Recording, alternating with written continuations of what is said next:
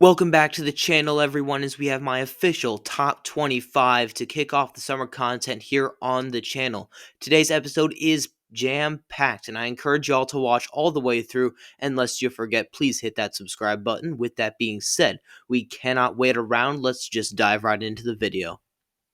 Starting out this top 25, we start with number 25, the Oklahoma Sooners. Boomer Sooner here at number 25. Brent Venables' team is looking sharp as he takes full control of the defensive play calling for the first time in at least a couple years, and that will help them tremendously on the defensive side of the ball. They loaded up in the portal, getting their guy in quarterback John Mateer coming from Washington State, who I'm cautiously optimistic about. More on him in a later video. Bringing in other blue chip prospects such as Jade Nod at running back, Marvin Jones Jr., Kendall Daniels, and Derek Simmons provides a refreshing look to this Sooners squad, and plus very recently getting wide receiver Jermichael Carter to commit during the spring window, a coveted addition. Now, that does not mean that there is no cause for concern, as this offensive line was horrible last season. Overall production was abysmal on the team as a whole, and for them to play like a top 25 team this season, they need to make drastic changes with the on-field production, from last season. Nonetheless, as it stands, they are here at the number 25 spot. Moving right along here at number 24, we have the Boise State Broncos. Boise State's 2024 season was unlike any other in recent memory, featuring one of the best, and if you're asking me, one of the best players in college football in Ashton Jeanty, as they steamrolled their way to a college football playoff appearance in which they lost to Penn State. They are now, as a result of the 2024 season, favored to make another playoff appearance due to them being top 10 in returning production, plus their G5 prowess. They're not really going to lose many games, if not any, in the G5 this upcoming year, in my opinion. While Jeanty does depart for the NFL, Boise State's consistent program strength under coach Spencer Danielson, being top 10 in returning production, like I said, including starting quarterback Maddox Madsen, who could start at a number of Power 4 schools, in my opinion. And playing in the group of 5 keeps them ranked here at number 24. At number 23, and I know I'm going to get flack for this, I have the Florida Gators. Billy Napier's job may have been on the line in 2024, but he survived due in part to upsetting teams such as Ole Miss and LSU. Florida's talent pool does remain deep, and with quarterback DJ Lagway returning, entering his second year as starter, the Gators, I think, could definitely find a way to climb back into relevance. Mind you, as a side note, he didn't play the best last year. Everyone says that he's this, next coming of Michael Vick, next coming of Cam Newton right here at the quarterback position. He can do it all. I mean, he had a 12 touchdown to 9 interception ratio, which is a little bit worse than Dylan Raiola last year at Nebraska, who may or may not be coming up soon.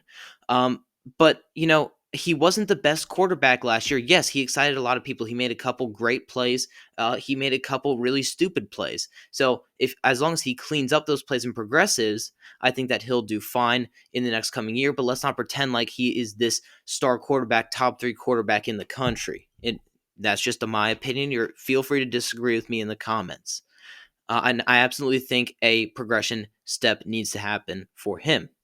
Another thing that I'm watching out for this on the other side is his offseason injury, which has kept him sidelined for much of the offseason until just recently. Lagway, coupled with another talented roster, a dependable O-line, one of the best in the country, by the way, and the emergence of now sophomore star running back Jaden Ball, I think that the Gators will be in every game that they play. I don't think that they'll be blown out, and I think that they will contend for some really higher spots going up forward, but just as a base to start, I have them at number 23. Okay, now we go to number 22 here, and you guys might be a little shocked by this, but I have the Nebraska Cornhuskers here at number 22. Matt Rule's rebuild has shown tremendous promise going from 2023 to 2024, with freshman quarterback Dylan Raiola leading the charge, starting every game of the season, including leading the team to its first bowl appearance and its first bowl win, in over a decade. If Raiola takes another step forward in 2025 and the defense remains stout, Nebraska could return to national relevance. Yes, you heard me correctly. The Huskers have had 3 straight top 25 recruiting classes, and in that top 3, two straight top 20 recruiting classes, and those players will play a major part in the 2025 Huskers that I think no one is talking about. Players such as Keona Davis, Amari Sanders, Preston Taumoa, and others. The Huskers have had one of the best portal classes, period, in the country.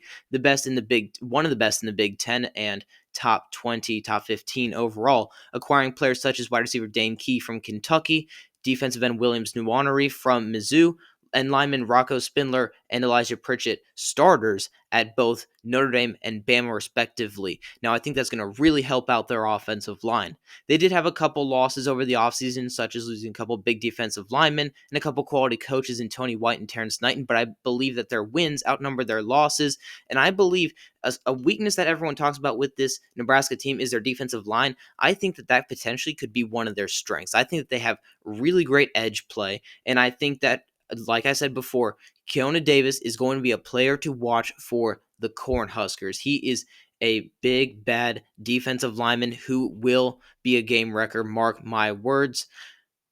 That point aside, Matt Rule is historically known for his massive year three rebuilds, and I think he will continue his trend. So I have the Huskers as a starting base here at number 22.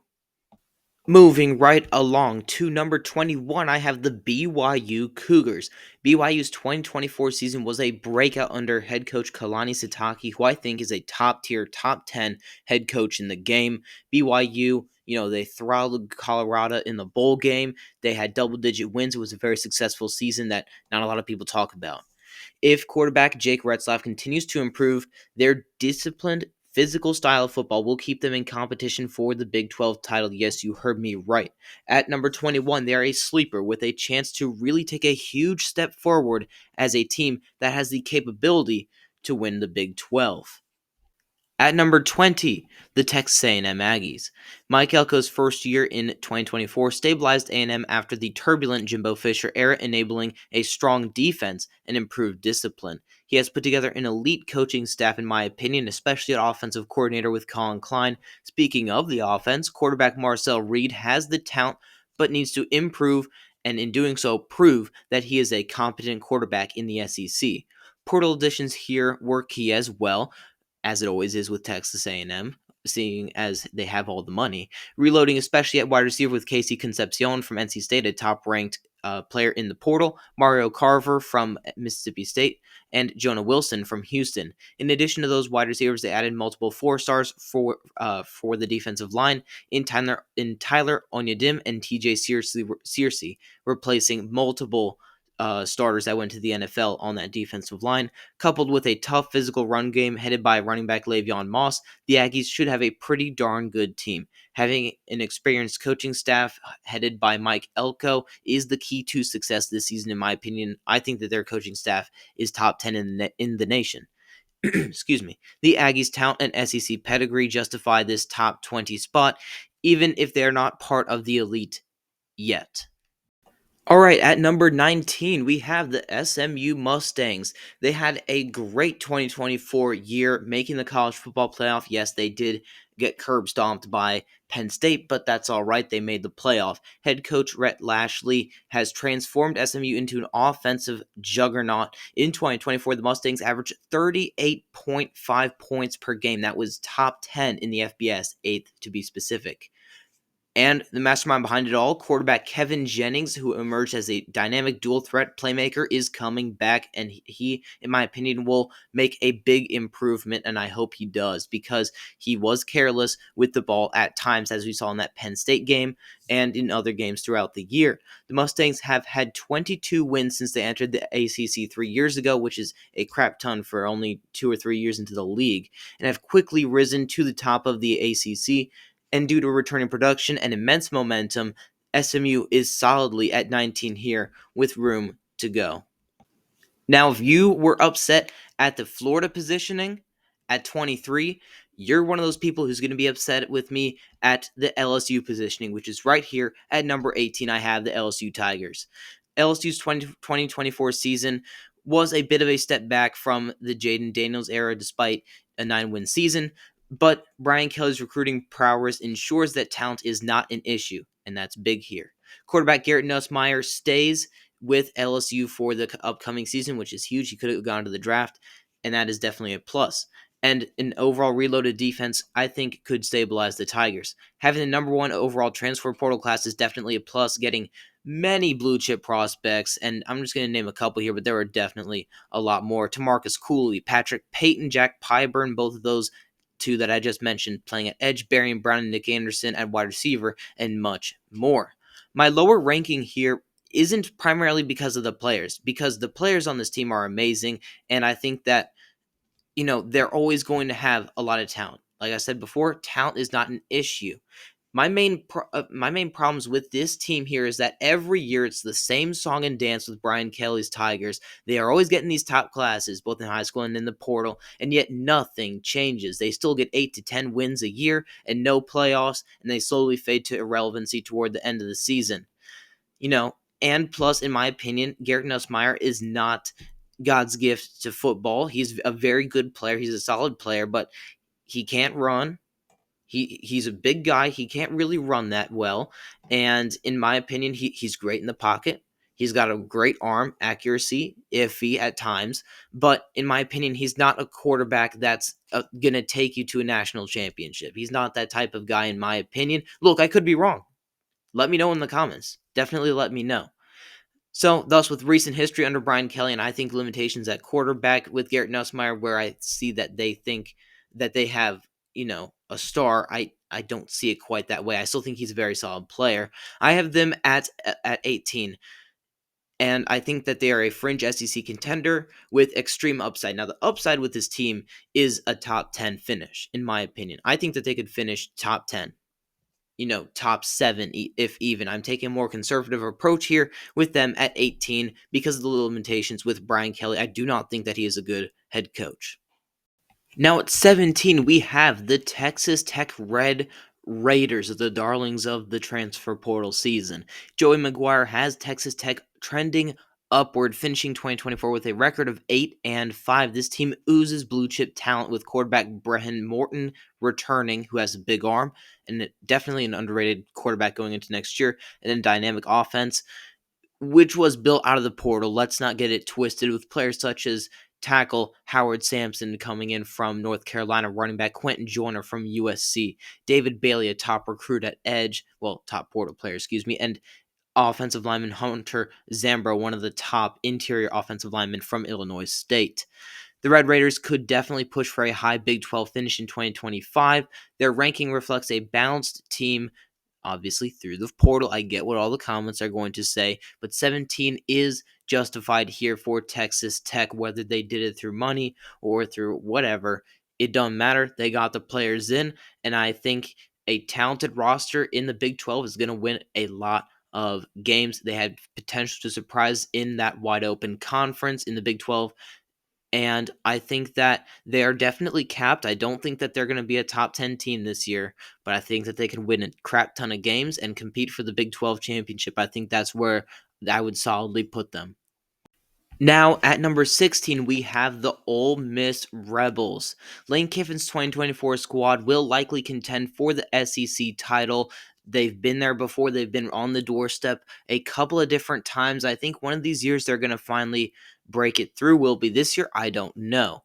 I think that they are in a position just like how Tennessee was this past year, one of the top 3-4 teams in the SEC that needs only a game or two to just fall their way, and I think that they might just break through.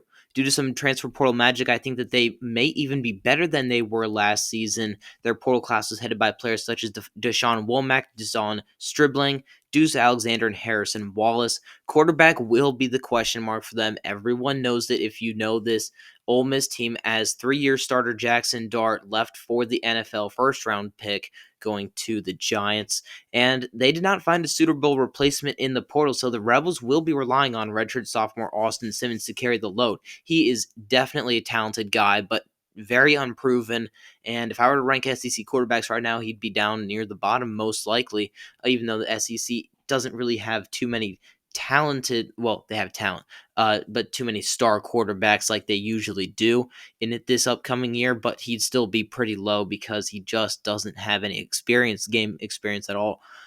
So Ole Miss's ranking here reflects a high-powered offense. albeit quarterback aside. The quarterback could definitely, Austin Simmons could definitely pull through and be a star right away. I'm not saying that he can't. But anyway, enough defensive improvement, I think, will make Ole Miss stay competitive in a loaded conference here. Entering here at the top 15 teams here at 15, we have the Illinois Fighting Illini. Brent Bielema's 2024 Illinois team overachieved, in my opinion, leading on a gritty defense and surprisingly good quarterback play from Luke Altmaier and an overall great aerial attack to go with Altmaier's play, obviously, that goes with it. They returned most of their offensive line and secondary, which is huge. And with this returning experience and a good coaching staff, this Illini team may not be competing for a Big Ten championship per se, but they are solidly placed here at 15 and in the top 6 teams in the Big Ten, in my opinion, top 6, top 7, wherever you want to rank them. Illinois has, in my opinion, a high ceiling and a low floor. This season can go really well, just like it did last year, but it could also go very bad in a hurry. They're one injury away from being, a 6-6 type of team, but I do think that they will be on the brighter half of that high ceiling. That being said, Illinois is one of my big wildcard teams. I cannot accurately place them in my opinion, but 15 seems like a good median here for Brett Bielema's squad. At number 14 is a team that I see is not getting talked about enough, and that is the Georgia Tech Yellow Jackets. Excuse me there. Brent Key's turnaround in 2024, despite an enormously hard schedule, featured a strong ACC performance with quarterback Haynes King leading an explosive offense when he was healthy. The 2024 Yellow Jackets were the prototypical quote-unquote on-the-come-up team, a team that was in every game they played, no matter the opponent. See the 7 overtime loss against Georgia and the Notre Dame loss, both by 3 points, and they took care of the games that they were supposed to win. That is a formula for success, ladies and gentlemen, and in 2025, I think they will go full-fledged breakout and win a crap ton of games and cause a ton of problems for the ACC, which we will see a couple of those AC teams ahead in this top 25 top 25 teams. But I think that Georgia Tech has the capability to beat some of those teams and even surpass some of those teams. I think y'all know who I'm talking about, but we will get there eventually. Don't get it twisted.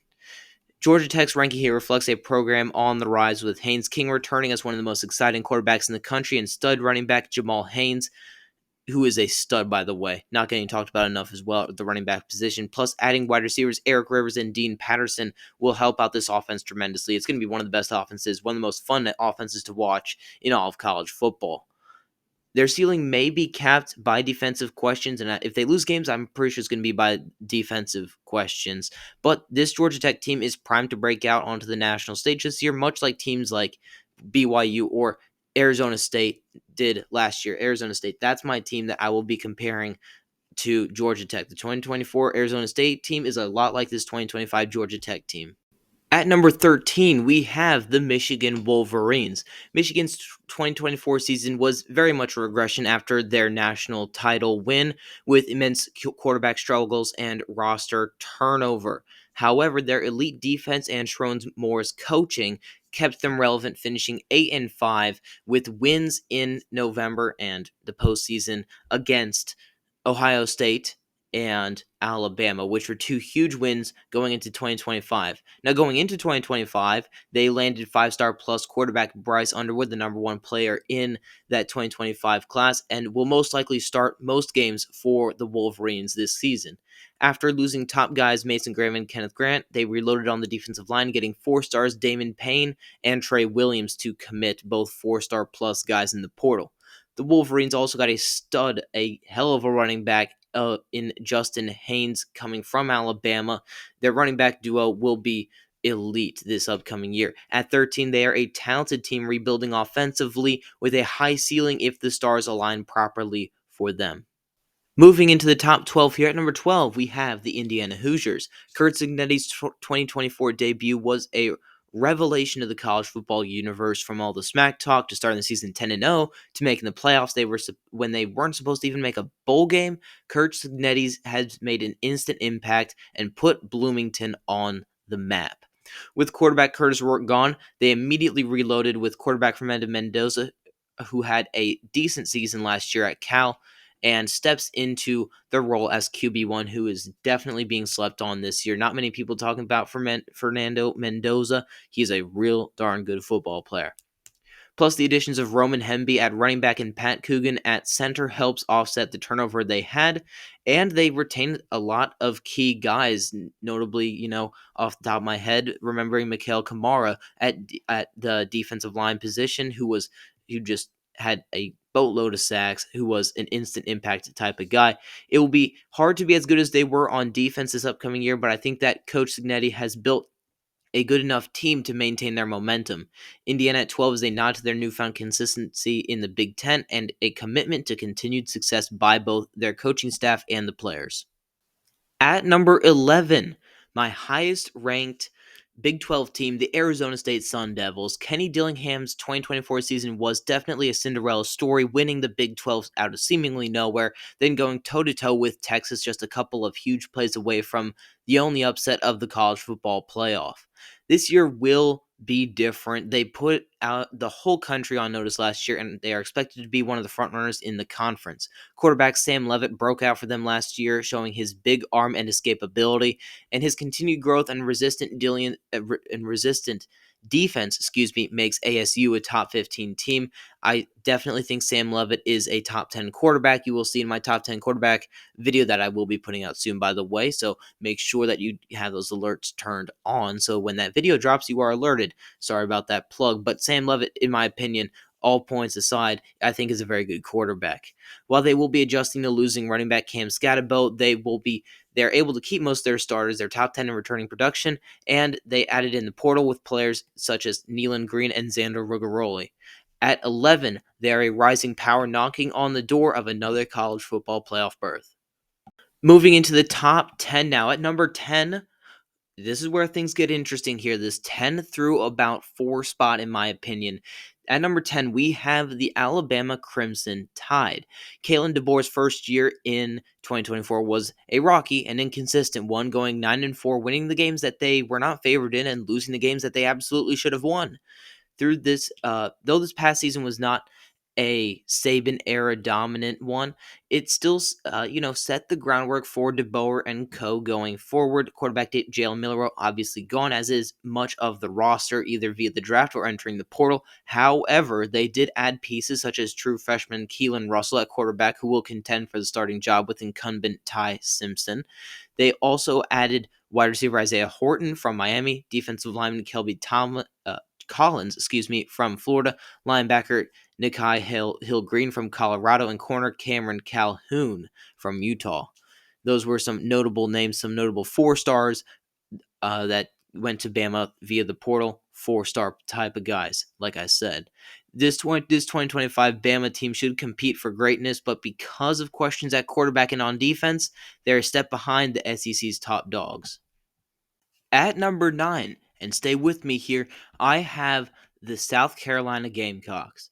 Shane Beamer's 2024 season was a breakout, with quarterback Lenore Sellers emerging as a star at times, at least. If you're a Lenore Sellers doubter, you can at least admit that he was a star in that Clemson game, the back half of it.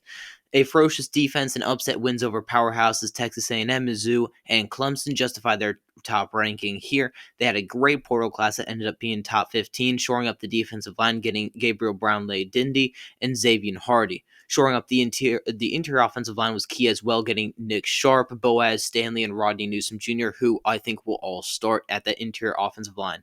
Some concerns I have with this team is Lenore Sellers' accuracy in decision-making, and we'll see if that improves, and if Nick Harbaugh is ready to become a true number one type of guy.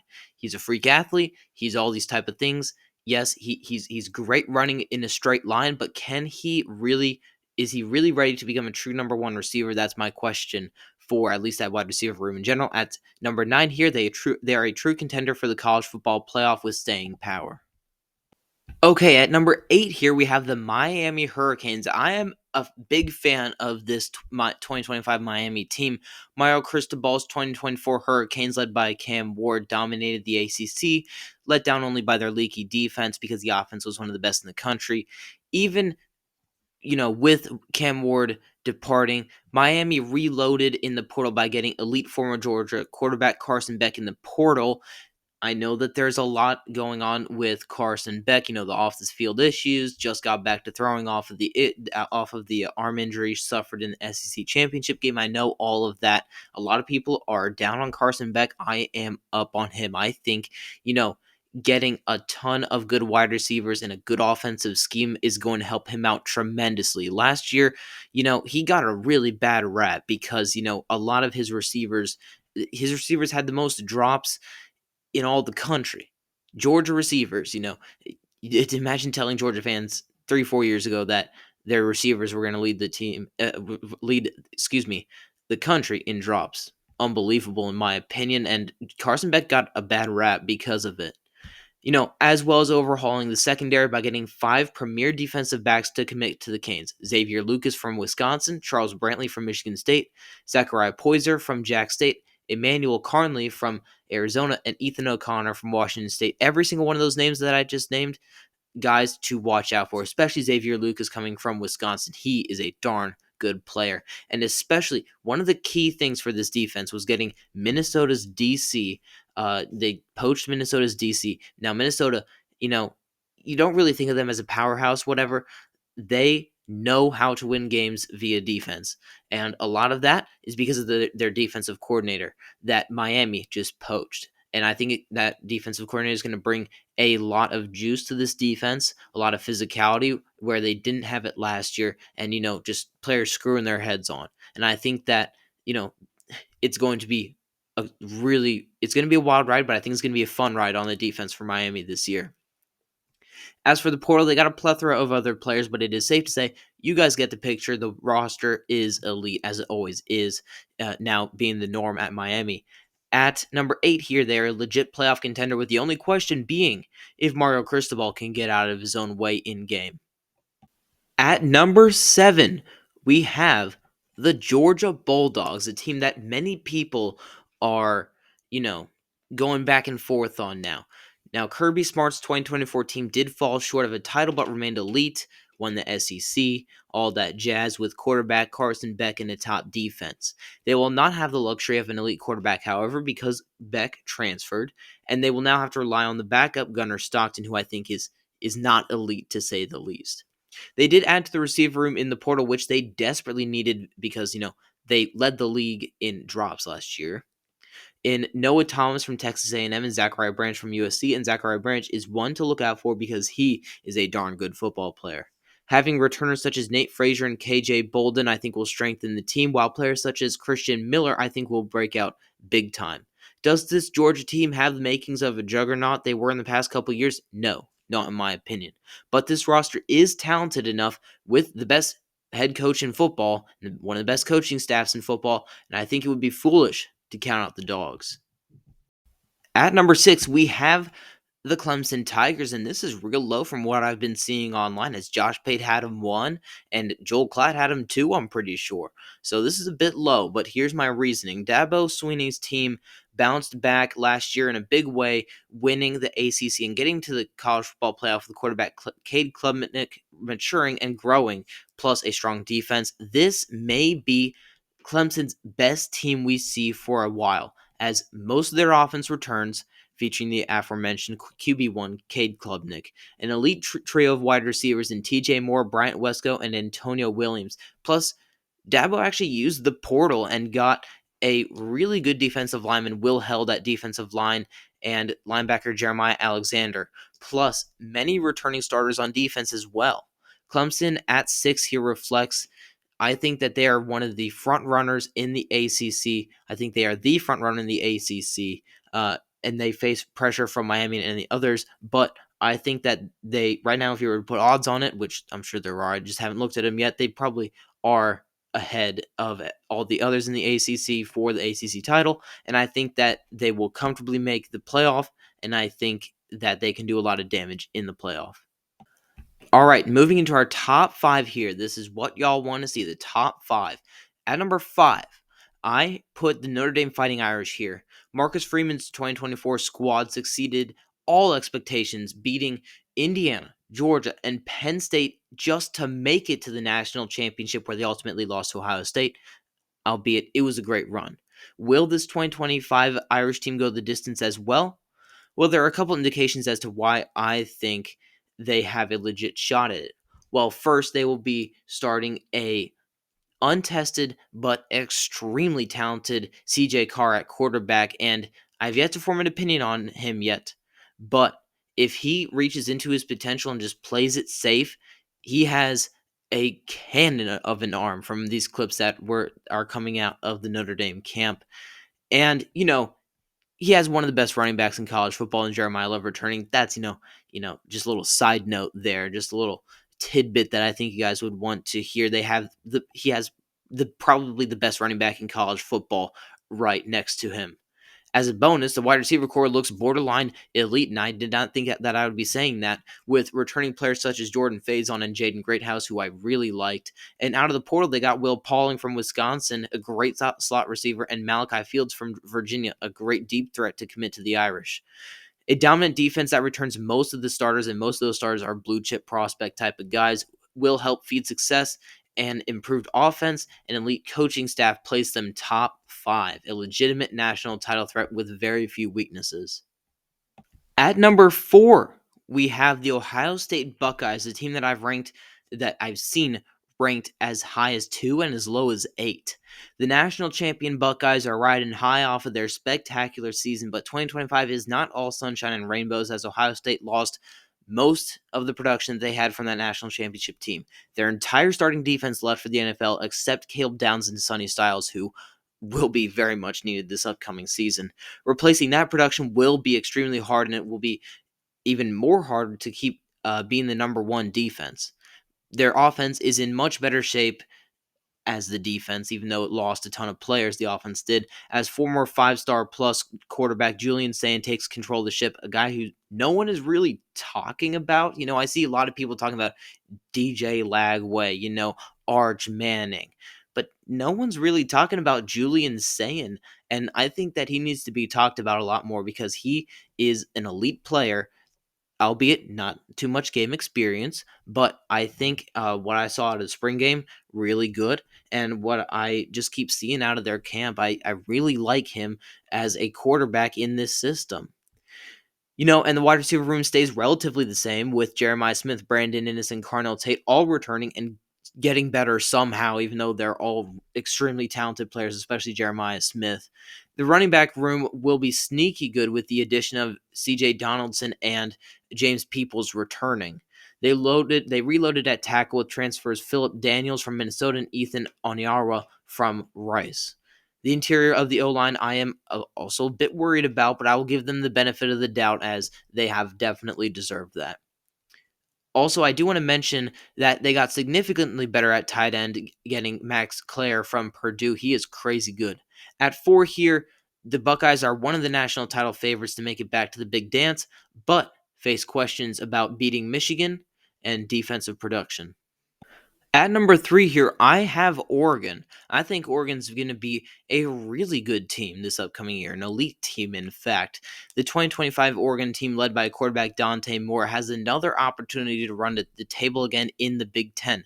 Again, they blew away everyone in the portal by getting one of the only 5-stars in the cycle at tackle, Isaiah World. In addition to him, they shored up the rest of their offensive line by getting Emmanuel Pregnon from USC, Alex Harnke from Texas State. Other notable additions were Dylan Thieneman at safety, stud running back Mekhi Hughes, who I think is a top 10 running back from Tulane, and wide receiver Malik Benson from Florida. Their speed, depth, and coaching land them at 3, a near perfect team with a slight edge over most peers. And I think another them being in the Big Ten last year will help them out this year. They understand the assignment. They understand that the Big Ten is a physical league. They understand that they're going to have to run the ball a little bit more. And they understand how to play all these elite teams now. I don't think that they will have another embarrassing loss like they did against Ohio State. I think that they have learned from that. At least I hope. And I think that they will play a sort of different style of ball that they ran last year. They were able to just run by their schedule. It was on the easier side, in my opinion. They were able to just blow by teams like Purdue and all that stuff. they won't have that this year, in my opinion. I think that they're going to be targeted. I think that they are going to be hunted by other teams, mid teams, like Illinois, the Nebraskas of the world. I know Nebraska's not on their schedule, but I think you guys get the picture. So I think that Oregon here at 3 is safe. I think that they are an elite team. But I do think that they are going to be more of, they're going to be challenged more next year. And I think they're going to understand the assignment. At number 2, sitting at number 2, I have the Penn State Nittany Lions. James Franklin's 2025 squad will likely be the best he has ever coached, the most talented, and the most games played. They return a crap ton of players. First off, being quarterback Drew Aller, he returns for his final year, and if he makes one final jump in his progression, he will cement himself as an elite quarterback. I think he is a near elite quarterback right now. I think he could become a generational type of talent prospect for the NFL if he takes one more final jump in his progression. They helped out the wide receiver core by getting Kyron Hudson from USC and Devonta Ross from Troy. Also got Trevor Pena, who was an elite player at Syracuse. So their wide receiver room is reloaded. I don't get the hate for the wide receiver room that I'm seeing online. Some guys really don't like the wide receiver room at Penn State, and I don't get that. I really don't. I think that their wide receiver room is really good going into this year. The amount of returning production coming back, is staggering, like I said before, as this team is all in on 2025. If you see a team that succeeds, try and repeat their recipe. What did Ohio State do in 2024? They ran back everyone. They spent that $20 million or whatever money was said on players returning. They didn't have an insane transfer portal class. They spent it all on guys who thought about going to the NFL, and they said, hey, let's pay you some money. Let's get you back in here. You're an experienced player. You're an elite player. Let's get you back in here and let's win a championship. And that's exactly what Ohio State did. And I think that's exactly what Penn State is set to do here. They return Drew Aller, but also running backs Nick Singleton and Katron Allen, as well as Donnie Dennis-Sutton and Zane Durant at defensive line, A.J. Harris, Zion Tracy, and Zakee Wheatley in the secondary. And all those players could have gone to the draft. They all could have. This improved offense and suffocating defense lands them at number 2. Penn State is a powerhouse, finally breaking through, though they fall short of just the top spot, which goes to the Texas Longhorns. Yes, Texas Longhorn fans, you heard that right. I have Texas here at number 1. Steve Sarkisian's 2024 Texas team was incredibly close to getting to the big dance yet again, but failed yet again. Last time it was to Washington, this time it was to Ohio State. This spring, I think that they are spring going into summer, I think that they are the number 1 team for a couple of reasons. I think they upgraded at quarterback with Arch Manning. They retooled on the defensive line, getting Travis Shaw from North Carolina and Cole Brevard from Purdue. They boast a nasty wide receiver room, which returns players such as Ryan Wingo and DeAndre Moore Jr.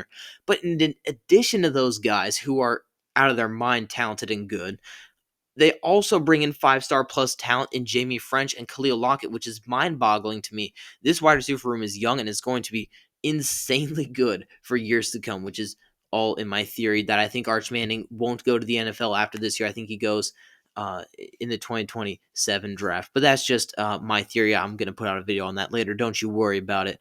Coupled with Quintravis Wisner and C.J. Baxter coming back fully healthy for that running back room, this Texas team is one of the most talented out there with elite talent, depth, and momentum, and great coaching, as always is needed for some of these top teams.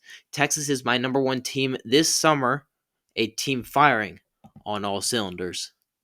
Okay, that was a long video. Yes, I get it. Thank you. If you have sat through that whole thing, gold star for you. Now, you see this last graphic here that I'm showing you guys, a little bit of tidbits on this top 25. I had 9 teams from the SEC, 7 from the Big 10, 4 from the ACC, and 2 from the Big 12. Now, these teams here at the bottom that you see, these are like my 30 through 26 rankings, teams that were almost, I was very close to putting them in a couple different scenarios I would have, but just didn't quite make this top 25. Teams like USC there, Mizzou, K-State, Syracuse, who I think really is on the rise, and Colorado. These teams I think really could make the top 25 soon if they, do the right things. So thank you guys so much for watching. Make sure to subscribe to the channel, as we are a young channel. We're trying to grow, and we can only grow if you subscribe, because that's the only form of growth on YouTube here, make sure to leave a comment. Drop a comment down there, whether you just want to be positive, negative. Comment on one team, comment on a slew of teams. I don't care. Comment. I'm going to respond most likely, unless you're just a troll. So thank you guys so much for watching. Share this video around social media to your friends, all that jazz. And thank you so much for watching. I will see you guys in the next one.